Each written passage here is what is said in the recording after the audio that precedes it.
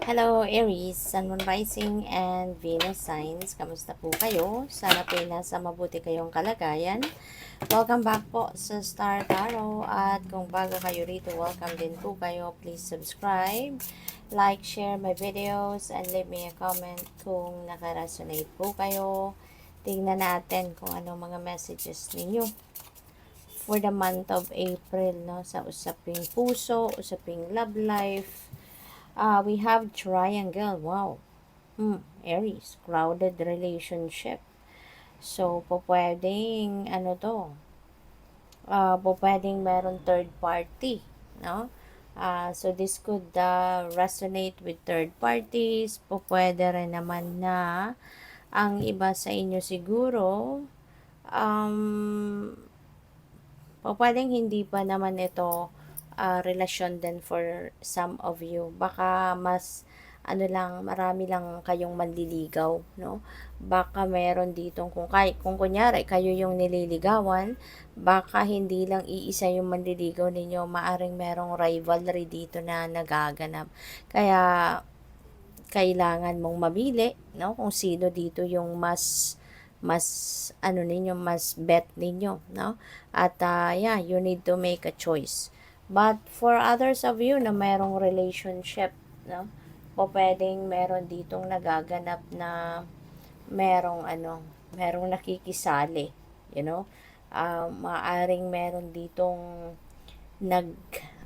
tawag dito, merong pumapasok sa inyong relasyon. Okay? But of course, this is not going to resonate with everyone. So just take as it resonates. Okay? So we have wallflower. With limited potential, shy. Pero feeling ko dito, no? Ano kayo no? Ang iba sa inyo dito, Aries, maaring merong, yung parang pinipigilan ninyo yung sarili ninyo. Okay? For some of you, this could be a different scenario, no? Maaring hindi ito link dito kay triangle.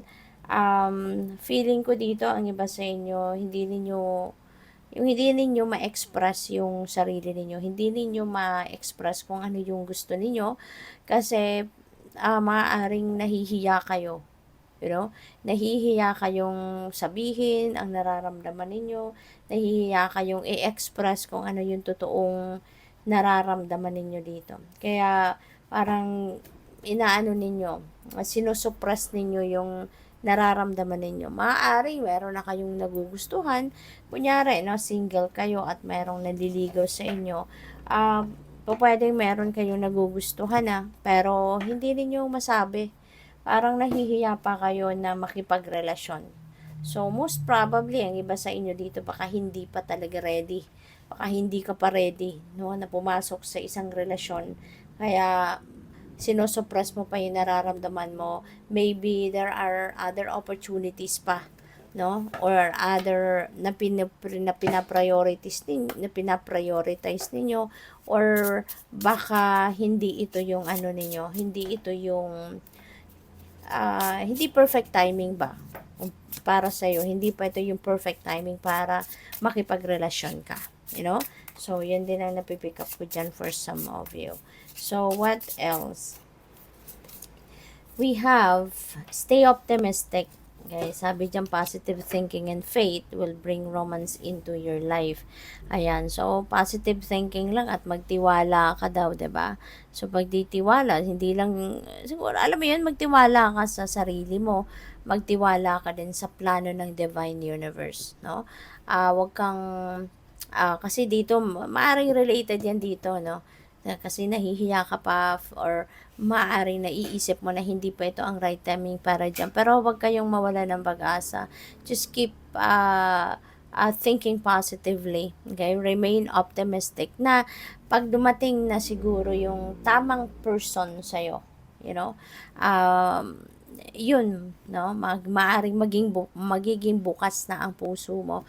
It's maybe because sa ngayon, siguro naiisip din ninyo na this might not be the perfect person for me kasi otherwise, 'di ba?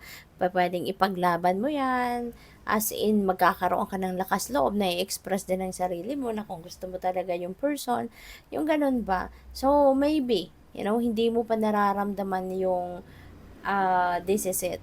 No, hindi mo pa nararamdaman yung this is the Mr. Right or Miss Right para sa akin. So, most likely nandoon kayo sa ganong sitwasyon. Kaya hindi kayo nagkakaroon ng lakas ng loob pa na pumasok na, no, sa isang relasyon.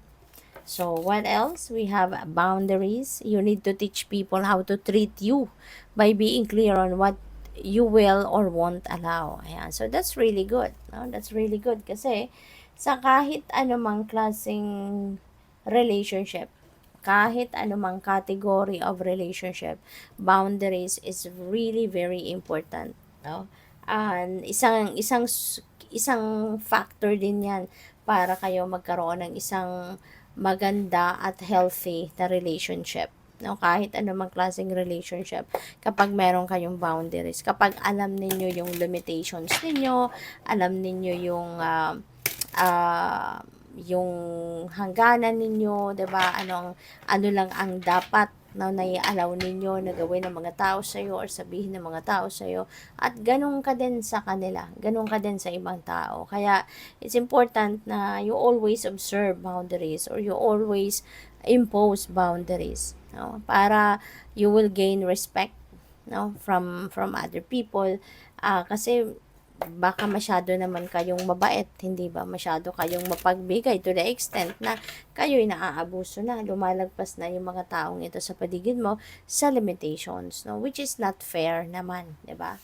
So, by the way, Aries, maraming salamat for subscribing, and if you haven't subscribed yet, subscribe na kayo. And now also, maraming salamat doon sa mga hindi nag-skip ng ads. Malaking bagay po yun sa akin. And if you would like to join the membership, just click the join button po sa baba ng video. Salamat! So, we have Hanged Man. Yan. So, Hanged Man is ang tawag dito, stagnant energy ito.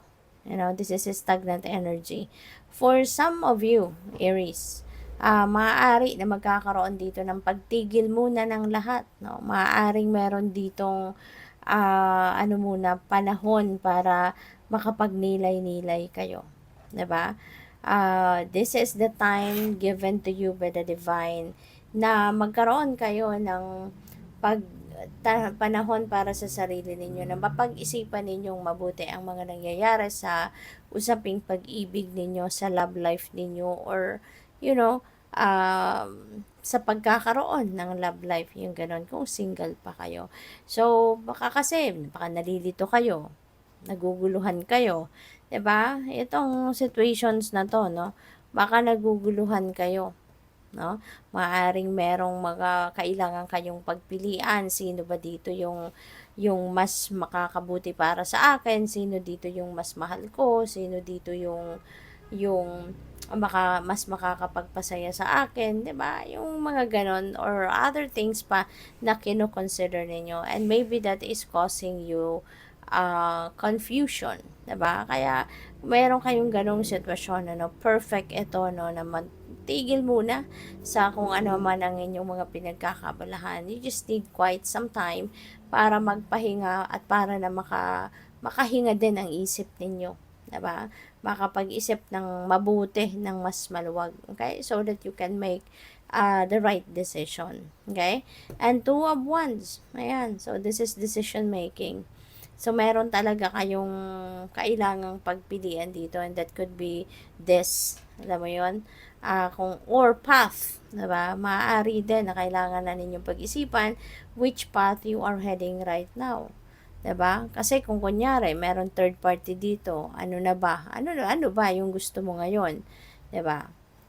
Kung magi-stay ka sa relationship mo, or ipagpapatuloy mo ang 'di ba? Baka ang iba sa inyo dito is either kayo yung nagfo-flirt sa iba, or baka kayo yung fini-flirt ng kung sino man. So, depende sa inyong sitwasyon. So, maybe this is the time also that siguro na ipapag-isip din ninyo, alin kaya dito yung gusto ko? Alin ba dito yung mas pipiliin kong sitwasyon? Kasi, 'di ba? Maaring naiisip ninyo na parang hindi unfair naman ako, 'di ba? Kung pagsasabayin ko or what. No, yung mga ganun ba. Kaya this is a time for you to make a decision as well. So kaya kailangan ninyong mamili, kailangan ninyong pag-isipan, no, ang sitwasyon na ito. With the magician energy, this is new beginning energy. So most likely yung iba sa inyo talaga baka magkakaroon din kayo ng pagpasok sa isang love connection. Baka magkakaroon kayo ng love connection sa ngayon, bagong love connection, and maybe this is going to papunta to sa pag-progress ang ano na to, love connection na to, at baka mauwi ito sa isang relationship. So, baka ang iba sa inyo, no, na magkaka-love life pa lang ngayon, baka ito yon. So, what else? We have 4 of Wands. So, there could be wedding. Pwedeng meron ditong ikakasal na sa inyo, Aries. Baka yung isang relationship dito, magle-level up na, mauuwi na sa kasalan. No? Meron din ako naririnig na whirlwind romance dito na maaaring mauwi agad sa kasalan. Okay? So, good luck sa'yo. Thank you for watching. Love and light. Namaste.